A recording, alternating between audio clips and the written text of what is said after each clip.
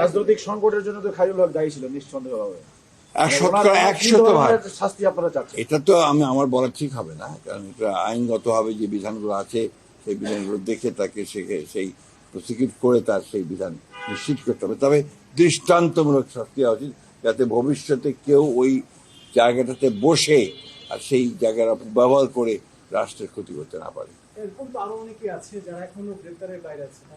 তো সেটা আপনারা অবশ্যই সরকার দেখবেন, যারা এইভাবে আছেন তাদের ব্যবস্থা নেওয়া হবে।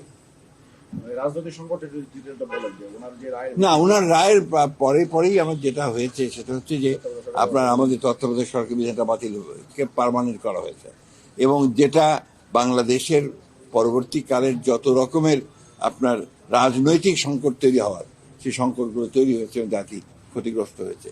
দ্বিতীয়ত হচ্ছে যে আপনার একটা বিচার বিভাগ, যেটাকে আমরা মনে করি যে আপনার জুডিশিয়ারি সবচেয়ে বড় জায়গা, যেখানে আপনার সবচেয়ে আপনার মানুষের আস্থা থাকে, সেই আস্থা জায়গাটাকে সম্পূর্ণভাবে তিনি ধ্বংস করেছেন শুধুমাত্র তার রাজনৈতিক চিন্তা ভাবনা সেই কারণে, যেটা বাংলাদেশের সবচেয়ে বড় ক্ষতি করেছে বলে আমরা মনে করি।